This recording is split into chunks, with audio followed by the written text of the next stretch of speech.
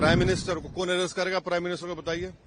आप कैबिनेट के 6-7 लोगों को केस लगाइए, 30 दिन डालिए अंदर जेल में, गवर्नमेंट गिर गई उनकी। भारत को एक पुलिस स्टेट बनाने का काम बीजेपी सरकार करना चाहती है। BNSS में इतने ऐसे सेक्शंस हैं, किसी को भी आप एक सेक्शन लगा दीजिए 5 साल के ऊपर का कि 90 डेज तक पुलिस कस्टडी ले सकती है।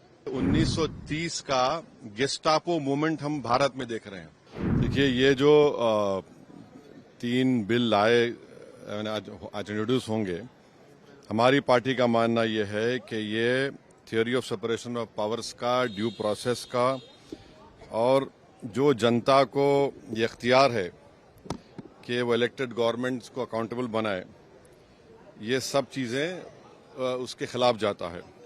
सेपरेशन ऑफ पावर्स आप देख लीजिए कि एग्जीक्यूटिव एजेंसीज को फ्री रन मिल जाएगा कि वो खुद जज, जूरी और एग्जीक्यूशनर हो जाएंगे, और मुख्यमंत्री को हटाना है तो असेंबली में हटाते हैं। अब आप मेरे को ये बताइए कि BNSS में इतने ऐसे सेक्शंस हैं कि किसी को भी आप एक सेक्शन लगा दीजिए 5 साल के ऊपर का, तो लाजमी है वो 30 दिन के अंदर, 30 अंदर BNS में यह है कि 90 डेज तक पुलिस कस्टडी ले सकती है। तो ये मेरे ख्याल से ये 1930 का गेस्टापो मूवमेंट हम भारत में देख रहे हैं कि जिस तरह वहां जर्मनी, उस वक्त के जर्मनी में गेस्टापो को बनाकर एक पुलिस स्टेट बना दिया गया।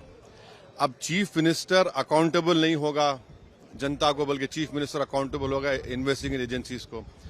हमारे देश में SI से लेकर, इंस्पेक्टर से लेकर, ACP बोलिए, DYSP बोलिए, DCP बोलिए, एडिशनल CP, CP, DGP तक कौन बनाता है इनको?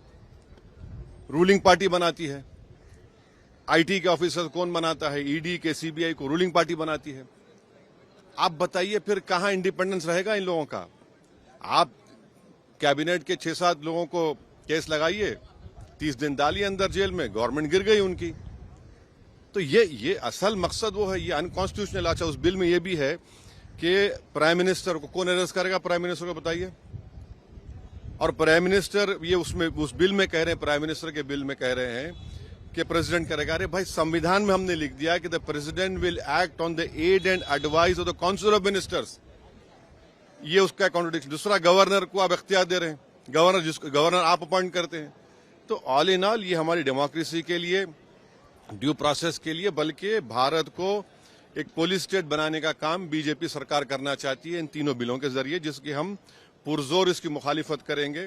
और ये अनकॉन्स्टिट्यूशनल है, ये बिल्कुल अनकॉन्स्टिट्यूशनल है। आप हर चीज आपके हाथ में, सेंट्रलाइज आप अपने हाथ में कर रहे हैं, माने आप पिक एंड चूज करेंगे। और बीजेपी ये भूल रही है कि कब तक सत्ता में रहेंगे आप, कभी ना कभी तो निकलेंगे ना। तो पावर इटर्नल तो थोड़ी है कि ये आपके खिलाफ भी इस्तेमाल होगा। तो इस तरह का एक कोशिश की जा रही है, हम इसकी मुखालिफत करते हैं। अब वो तो है उसमें, मगर हम तो देखिए अब क्या होता है अंदर। अभी बीजेपी ये कह रही है कि जिस तरह से पॉलिटिक्स जो एक तरह से डर्टी हो रहा था उसको साफ, तो उसमें ये कह दीजिए ना कि अगर किसी पर आरोप लगेगा तो वो रूलिंग पार्टी ज्वाइन नहीं करेगा सेंट्रल गवर्नमेंट को। आपके पास ज्वाइन कर लो, आप आराम से बैठो। भाई, पुलिस कैसा तय करेगी? जनता तय करेगी ना, जनता तय करेगी। जनता मुझे क्यों इलेक्ट करती है कि मैं 5 साल के लिए जाऊं? और अगर मैं अकाउंटेबल हो जाऊंगा, एजेंसीज को अकाउंटेबल नहीं होगा जनता को, तो किसका नुकसान होगा इसमें? अच्छा, कहां है इंडिपेंडेंस, कहां है पुलिस का? एक सेक्शन लगा दीजिए, सेडेशन नहीं है, मगर एक सेक्शन है BNSS में 30 दिन छोड़िए, 30 महीने में बेल नहीं होगी। ये चीज चक्कर है, गवर्नमेंट गिर जाएगी, कई गवर्नमेंट गिर जाएंगे। तो जितने अपोजिशन पार्टीज के जो चीफ मिनिस्टर्स हैं, जो उनके पार्टीज हैं, उनको तो इसका पुरजोर मुखालिफत करना चाहिए, वरना तो फिर बारी बारी सब जने जाएंगे अंदर। सर जन सुनवाई के दौरान दिल्ली के मुख्यमंत्री, हाँ, मैं इसका कंडेम करता हूँ।